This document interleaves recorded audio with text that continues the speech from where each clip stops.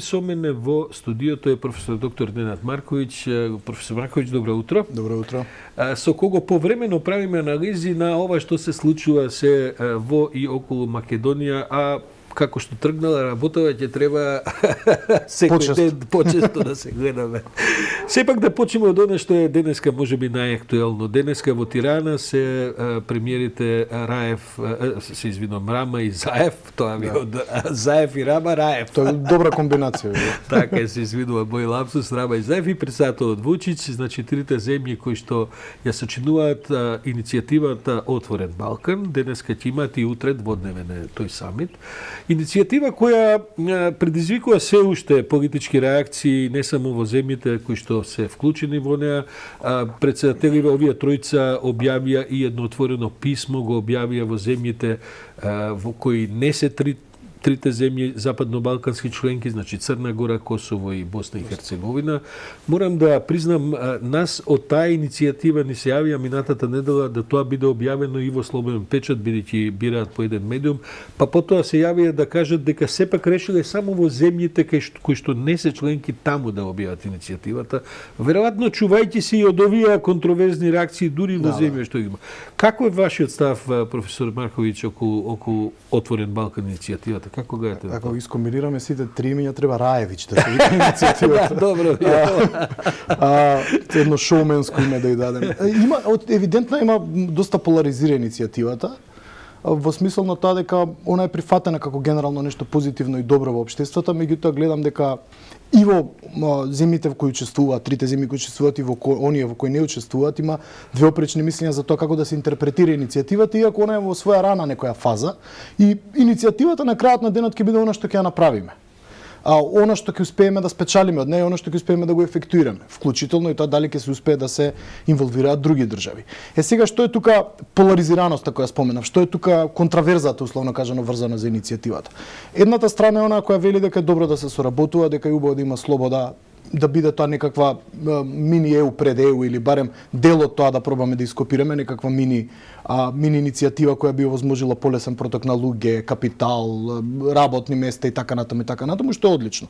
И во никој случај не е негативно само по себе. Меѓутоа она што другата половина на општеството, или сега дали е половина или е третина или е четвртина, нема да разговараме, или оние кои поинаку ја перцепираат иницијативата, веројатно имаат страв дека прво таа ќе остане ограничена само на овие три држави, што не е доволно евидентно за да се постигне навистина Отворен Балкан или таа да се нарече во полн капацитет Отворен Балкан како иницијатива.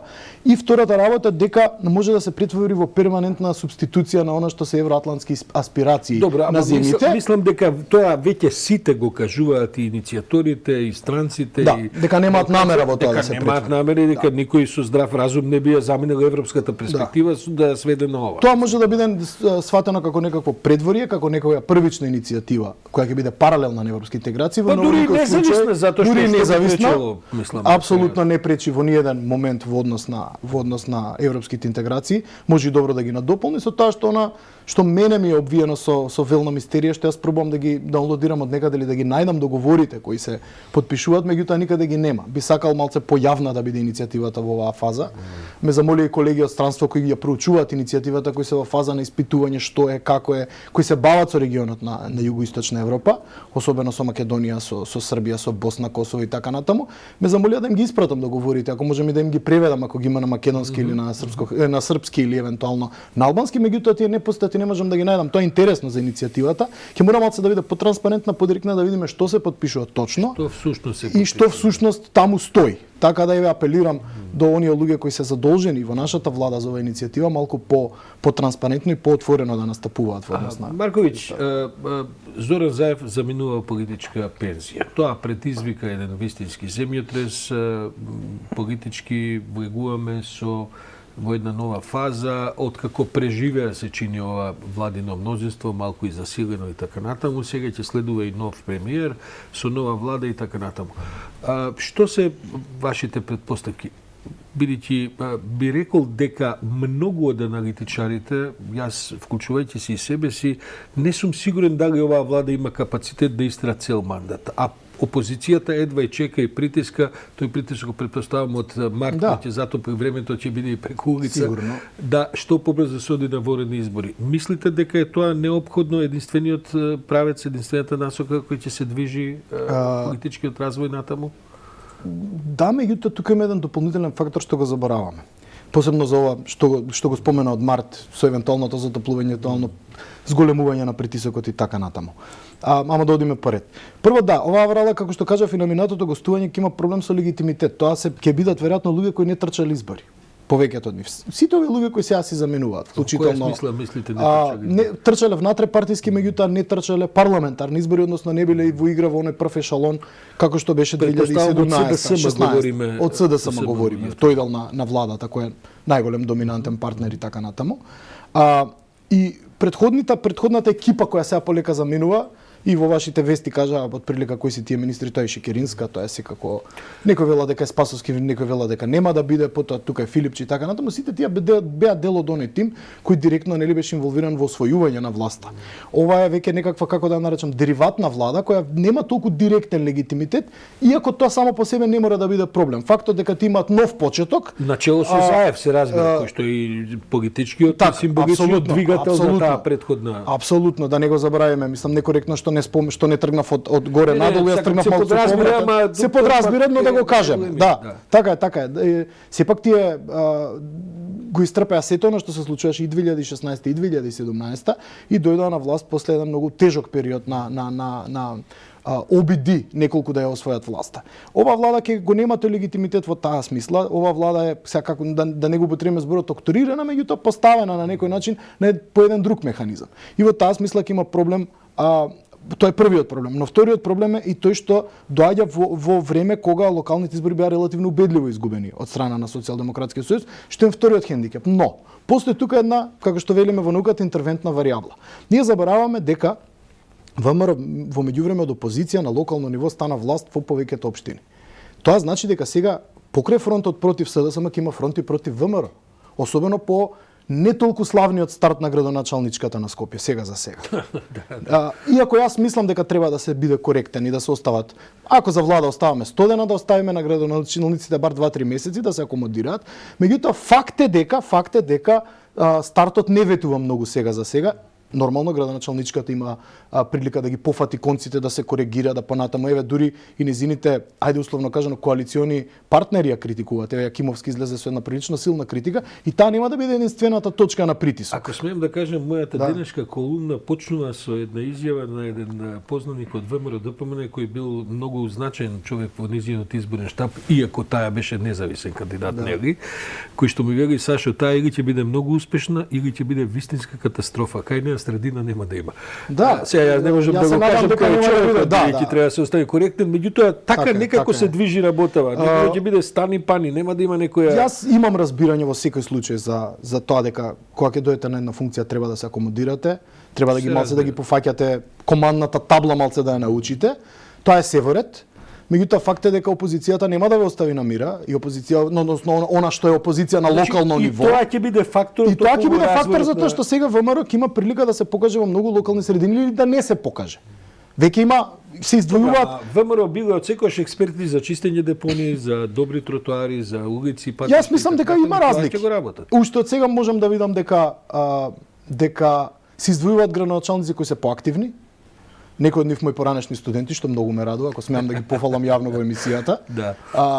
Баш ме радува што покажуваат страшна активност уште од старт и сакаат да се докажат на локално ниво, но тоа нема да биде секаде така. Еве Арсовска е првиот пример дека ВМРО ДПМН почиња веќе да трпи многу сериозен политички притисок. Ова со Јакимовски беше, како да кажам, прилично дочекано негативно затоа што ако вие очекувате да ве напаѓа опозицијата, не очекувате да ве напаѓа некој со кој сте во формална и неформална коалиција. Само ве молам да кажеме, Јакимовски не сум воопшто сигурен од кој интерес излегува, бидејќи тоа е сосема друго. Комплексноста на неговата инвестициона мрежа, ама па од друга страна си го гласаа гласачите. Знае со кого си имаат работа. Јас сум сигурен дека од тие 15 милиони што тој ги спомнува дека ќе биле вакви такви, апсолутно има инвеститори со кои продолжува некакви стари пријателства тоа во најблага форма да речеме. И тоа е нешто што мене не сосем очекувано, не би Вие разбрав поентата, професоре.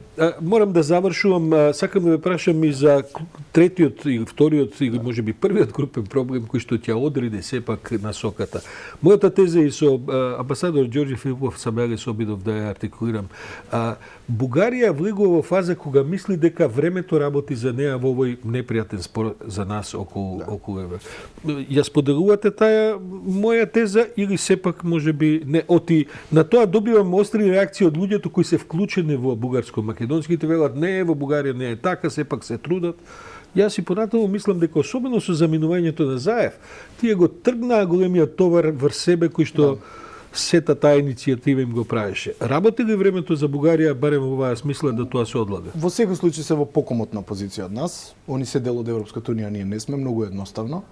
Тоа секогаш било и ќе биде асиметричен однос. Со оглед на тоа дека и за европските партнери нивни оваа влада се уште непознатица и ќе видиме како ќе се постави така, тие не знаат кој е Петков, не знаат што да очекуваат, тој најавува одредени позитивни промени. Ќе има сигурно еден грейс период кој Бугарија ќе може да го купи условно кажано, дали тој ќе биде пола година, 3 месеци, тоа не знаеме. И во кој ќе може да ја осети таа некоја комоција. Ова што го изјави нашиот министер за надворешни работи дека очекува за еден месец решение, не мислам дека треба владата многу подобро да ги менаџира очекувањата кај гласачите. И ако нешто изамерам на владата на Заев дефинитивно во изминатиот период, тоа беше баш тој менаџмент на очекување кој беше исклучително слаб. Ние константно добивавме датуми, ние константно само што не сме влегли и така натаму.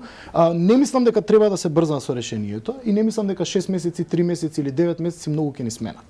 Заради тоа што брзо плети иницијативи кои би подразбирале брзи решенија прво нема да има, а ако има веројатно ќе бидат многу неквалитетни. И ќе бидат на штета на страната која е да речеме послаба во тој асиметричен однос. Сигурно нас не ни одговара. Треба убаво да се види што значи нивниот концепт на надградба на позицијата на Бугарија, дали овие други 4 комисии кои планира Петков треба да засенат историската комисија, бидејќи кажав и во минатото гостување дека во историската комисија ниту ќе има огромен прогрес.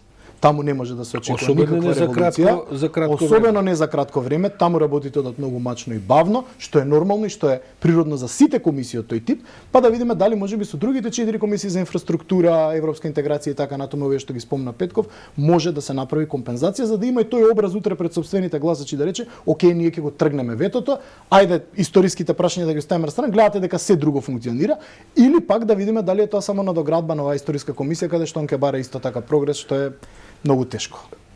Професор Ненад Марковиќ, во истиот термин се гледаме идниот понеделник, да заокружиме годината, да видиме што се вашите очекувања примерни за ова. Одлични се поентите за менаџирање на очекувањата и ова сето друго. Ви благодарам.